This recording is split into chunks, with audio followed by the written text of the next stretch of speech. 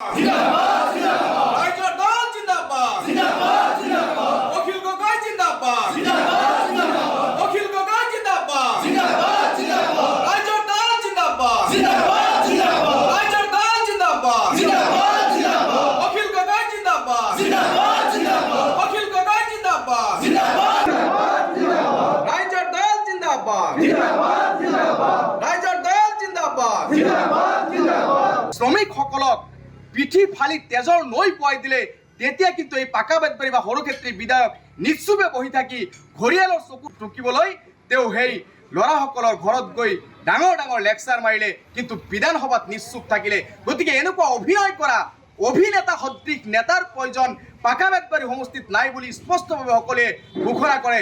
অনাগত ভৱিষ্যতে প্ৰকৃত নেতাৰ প্ৰয়োজন অনুভৱ কৰি আজি ৰাইজৰ দলত আনুষ্ঠানিকভাৱে তেওঁলোকে যোগদান কৰে।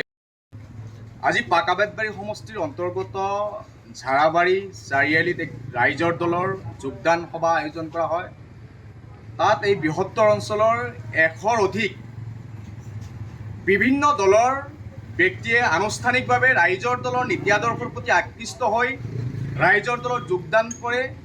প্ৰতাৰক পুৰণা ৰাজনৈতিক দলবিলাকক বিদায় দি নতুন প্ৰগতিশীল আঞ্চলিকতাবাদী আপোচহীন দল ৰাইজৰ দলক আঁকোৱালি লোৱাৰ কাৰণে সকলোৱে ঐক্যমতত উপনীত হয় আৰু পৰৱৰ্তী দিনত এই বৃহত্তৰ পঞ্চায়তৰ প্ৰতিটো ৱাৰ্ড কমিটি কৰাৰ কাৰণে তেওঁলোকে সংকল্পবদ্ধ হয় আৰু সকলোৱে এটা কথা অনুধাৱন কৰিছে যে স্বাধীনতাৰ পিছৰ পৰাই যিবোৰ জ্বলন্ত সমস্যা আছে আজিলৈকে কিন্তু কোনো এটা দলে সমাধান কৰি দিব পৰা নাই। সেই সংখ্যাগুৰুৰ সমস্যাই হওক, সেই সংখ্যালঘুৰ জাতীয় নাগৰিকত্ব সমস্যাৰ পৰা আৰম্ভ কৰি চৰৰ মাটিৰ পট্টাৰ পৰা আৰম্ভ কৰি যি এশএবোৰি সমস্যাৰে ভাৰাক্ৰান্ত হৈ আছে, একো এটা সমস্যা কিন্তু এতিয়ালৈকে কোনো এটা ৰাজনৈতিক দলে সমস্যা সমাধান কৰি দিয়া নাই। সেইকাৰণে সকলোৱে বিভিন্ন দল ত্যাগ কৰি আজি আনুষ্ঠানিকভাৱে ৰাইজৰ দলত যোগদান কৰি ৰাইজৰ দলৰ ভেটি শক্তিশালী ৰূপত নিৰ্মাণ কৰাৰ স্বাৰ্থত তেওঁলোকে আগবাঢ়ি আহি ৰাইজৰ দলত যোগদান কৰে।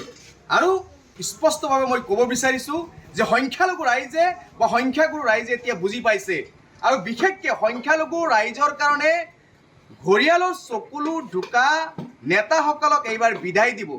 কাৰণ অভিনয় কৰা নেতাৰ প্ৰয়োজন নাই এইখন সমাজত।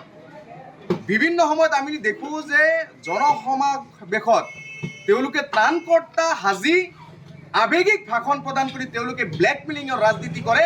সাম্প্ৰদায়িক গ্ৰহণ হাৰাৰ কাৰণে বিজেপিৰ সভাপতিয়ে শ্ৰমিকসকলক পিঠি ফালি তেজৰ নৈ পুৱাই দিলে তেতিয়া কিন্তু এই পাকা বেতবাৰী বা সৰুক্ষেত্ৰী বিধায়ক নিশ্চুপে বহি থাকি ঘৰিয়ালৰ চকু টুকিবলৈ তেওঁ সেই ল'ৰাসকলৰ ঘৰত গৈ ডাঙৰ ডাঙৰ লেকচাৰ মাৰিলে কিন্তু বিধানসভাত নিশ্চুপ থাকিলে। গতিকে এনেকুৱা অভিনয় কৰা অভিনেতা সদৃশ নেতাৰ প্ৰয়োজন পাকা বেতবাৰী সমষ্টিত নাই বুলি স্পষ্টভাৱে সকলোৱে ঘোষণা কৰে।